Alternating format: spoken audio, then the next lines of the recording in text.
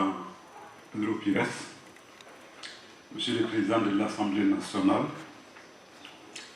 Monsieur le maire de Praia, Monsieur l'ambassadeur, Excellence l'ambassadeur de France, chers partenaires, chers invités.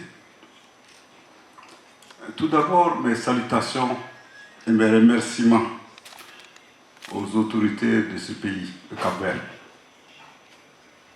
Beaucoup de choses ont été dites sur ce pays. En 2010, quand nous avons rêvé le projet de ces journées, que nous avions intitulé « L'Afrique reprend son destin en main », parce que je vous rappelle, 2010, c'était l'année des cinquantenaires. Tous les pays étaient à tour de rôle en train de festoyer leur cinquantenaire. Et au niveau de l'Alliance, nous nous interrogeons sur l'avenir du continent. Et nous avions décidé, au cours d'une réunion à Saint-Louis du Sénégal, dire qu'il fallait qu'on organise une rencontre où nous allons regrouper les Africains pour qu'on réfléchisse sur comment nous allons faire pour reprendre notre destin en main. Parce que le constat que nous avions fait, c'est que notre destin était en train de nous échapper. À l'époque, nous avions une ambition énorme. Notre ambition, c'était d'amener le maximum d'Africains et d'amis d'Afrique à Praia. Nous rêvions sur comment nous pouvons faire pour amener 500 Africains et amis d'Afrique à Praia.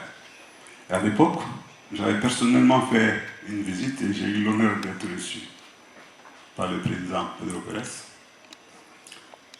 Et je dois témoigner ici qu'il nous a ouvert toutes les portes avec la Fondation Cabral. Et même si tout notre rêve n'est pas réalisé, aujourd'hui je peux témoigner qu'une bonne partie de ce rêve a été réalisée. Pourquoi le Cap-Vert? Parce que pour nous, le Cap-Vert symbolisait deux choses. Une Afrique, je corrige pour nous, le Cap-Vert fait partie intégrante de l'Afrique. Une Afrique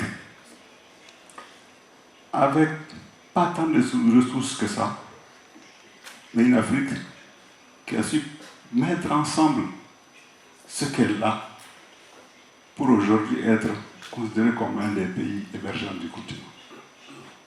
Cela pour nous était un symbole très fort que nous voulions montrer comme un exemple aux Africains. Deuxièmement, le Cap-Vert symbolisait pour nous l'ouverture sur le monde. Parce que même si le Cap-Vert est partie intégrante du continent africain, le Cap-Vert se situe entre l'Afrique et l'Europe. Donc, nous pensons aussi une Afrique ouverte sur le monde. Nous ne sommes pas en train de prôner une Afrique enfermée sur elle-même, parce que l'avenir de l'Afrique se trouve quelque part dans le monde. Donc, c'est tout ceci que ces journées symbolisent pour nous. Et vraiment, nous sommes très, très émus et satisfaits qu'on ait pu, avec l'appui des autorités capverdiennes, des organisations capverdiennes, mais aussi de nos partenaires, au moins pu réaliser une part importante de ce rêve. Et nous espérons qu'avec le soutien de tout le monde, nous allons continuer à réaliser le reste de ce rêve pour que l'Afrique reprenne son destin en main. Je dois aussi, avec la permission, parce qu'en Afrique, quand on parle, surtout les Africains de ma génération, on aime bien parler avec la permission. Avec la permission des autres membres du Conseil qui sont là. Abdoulaye Sène, le président Abdoulaye Sène du Sénégal, qui est dans la salle. Antoine Raogo Savadogo du Burkina Faso, qui est dans la salle. Cheikh Ba du Sénégal, qui est dans la salle. J'aurais dû commencer par la dame, Madame Adjani, du Bénin. Ce sont les membres du Conseil qui ont pu être là aujourd'hui. Je dois, avec leur permission, et aussi avec l'autorisation et l'excuse, et toutes les excuses du président Ariké de Guinée-Bissau, qui est notre président, le président du Conseil, qui malheureusement, pour des occupations internes, tout le monde connaît la situation de ce pays aujourd'hui, n'a pas pu faire le déplacement. Mais qui m'a dit et témoigné aux autorités capverdiennes d'abord et à tous les participants son intérêt et tous ses remerciements au nom du Conseil de l'Alliance. J'ai suivi avec beaucoup d'intérêt, souvent peut-être même en silence, les travaux. Et cela conforte chez nous une conviction, au niveau de l'Alliance, je veux dire. Une conviction est le résultat du travail.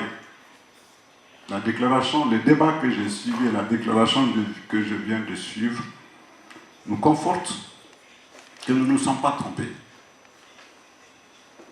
Et sur notre vision de l'Afrique et sur notre analyse de la crise de la gouvernance en Afrique. Toutes les réflexions qui sont sorties, nous pouvons les résumer pour nous en 5 points importants qui constituent notre grille d'analyse de la crise de la gouvernance dans notre continent. Il est ressorti clairement que nous devons mettre les valeurs partagées au centre de la crise. Si nous voulons refonder la gouvernance, il faut que nous nous appuyions sur les valeurs partagées. Cela est ressorti des débats. Il est ressorti aussi que, au-delà des experts que nous sommes, si nous voulons refonder la gouvernance, il faut que nous partions de l'expérience des acteurs. Il est ressorti qu'il est indispensable et même obligatoire, si nous voulons une survie, de conjuguer l'unité et la diversité au lieu de les opposer, comme on le fait d'habitude. Il est aussi extrêmement important pour nous de relier toutes les échelles de gouvernance, du local au mondial. Je le dis parce qu'aujourd'hui, dans les faits, moi qui ai eu à participer à la gestion de mon pays au niveau central, parce que j'ai eu l'honneur d'être ministre de l'administration du territoire, je suis aujourd'hui conseiller municipal dans ma ville de naissance.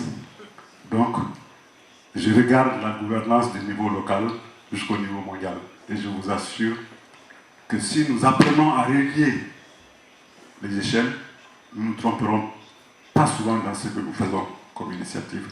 Et enfin, nous pensons qu'il faut que nous partions du local pour refonder la gouvernance. Toutes les discussions que j'ai entendues sur la décentralisation nous font croire que le trésor caché de l'Afrique, le lieu où nous pourrons trouver les leviers qui vont nous permettre de faire face aux deux grands défis que le monde, les populations africaines nous lancent et que le monde nous lance aujourd'hui, qui sont la création de la richesse, la création d'emplois. Ces leviers-là, nous avons eu toutes les chances de les trouver au niveau local. Donc, appuyons-nous sur le local pour refonder la gouvernance. Je termine en disant que, personnellement, quand je participe à ce genre de rencontres, où il y a beaucoup de discussions de haut niveau, je me pose toujours la question, avec quoi je vais repartir à la maison? Et je crois que ça aussi, c'est sorti un peu comme souci. Nous nous sommes retrouvés pendant 4 jours, on a discuté. Bon, après avoir discuté, comme disent nos amis ivoiriens, qu'est-ce qu'on fait maintenant? Alors, moi j'ai retenu 3 choses. Quand nous retournerons dans nos pays, allons-y nous attaquer aux constitutions. Les constitutions aujourd'hui, de façon variable, certes, mais une bonne partie des problèmes africains se trouvent nichés dans la complexité, permettez-moi de dire dans les inepties de nos constitutions. Alors, n'ayons pas peur, attaquons-nous dans ces révisions, dans les reformulations de nos constitutions, pour mettre simplement des questions de comment nous pouvons gérer le pluralisme aujourd'hui au sein de nos constitutions.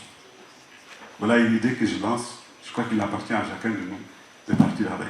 Deuxième idée, allons-y reconnaître et mieux responsabiliser les pouvoirs et les institutions locales. Je vous ai dit, le développement, ce n'est pas autre chose que notre capacité aujourd'hui de traduire en richesse le potentiel qu'il y a dans ce pays. J'ai toujours réfuté l'image de l'Afrique pauvre. J'ai dit que c'est les Africains qui sont pauvres. Alors, comment nous pouvons aujourd'hui traduire ce potentiel en richesse? C'est avec les imaginations, le foisonnement des initiatives, et celles-là sont au niveau local. Donc, redonnons l'initiative au local. Et ça, chacun de nous, en tant qu'acteur aujourd'hui, nous sommes acteurs de quelque chose, poussons cette initiative. Et je termine par la citoyenneté régionale. Il y a une dizaine de jours, j'étais à Ouagadougou, à l'invitation d'Antoine Soradougou, où nous avons discuté de comment refonder, redonner un nouvel élan au projet de l'intégration africaine. Et moi, j'ai interpellé fortement les leaders de la CEDEAO et de l'UEMOA. Je leur ai dit, moi je suis aujourd'hui, je me considère comme un citoyen de la CEDEAO. Mais quels sont mes droits et mes devoirs?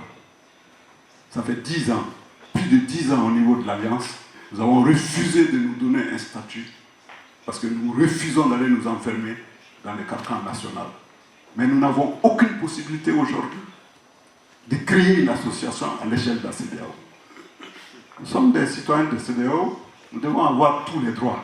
Être citoyen, c'est avoir des droits et des devoirs. Donc nous revendiquons aujourd'hui d'avoir le droit à l'échelle de la CEDEAO, à l'échelle de l'UEMOA, à l'échelle de toutes ces organisations d'intégration, de pouvoir créer des associations d'aide des citoyens. Pourquoi pas de pouvoir même créer des partis politiques. Donc, voilà des idées que je sème. Je crois qu'il nous appartient tous à réfléchir sur ces idées pour atteindre notre projet de redonner à l'Afrique son destin. Je termine en remerciant vraiment tous nos collègues de l'Alliance. La coordination, à commencer par le coordinateur Hassan Baye et toute l'équipe du centre de ressources qui travaille avec lui. Nous remercions tous les médiateurs qui sont dans les pays, qui sont tous là, qui ont fait beaucoup de travail pendant de longs mois pour que cet événement puisse se tenir. Et je vais mettre en exergue le travail d'une de nos collègues qui est très discrète, que tout le monde voit, mais personne ne sait très bien ce qu'elle fait. Et je vais vraiment profiter de cette situation pour la saluer. Il s'agit de Karine Kouasmat, qui a été la cellule ouvrière de tout ce travail pendant de longues semaines. Et je crois qu'aujourd'hui, c'est vraiment tout à son honneur qu'on ait pu, comme je dis, réaliser, même si c'est 1/5 de ce rêve. Et je pense que nous pouvons, avec l'appui de tous nos partenaires, réaliser tout le reste du rêve. Je vous remercie de votre écoute.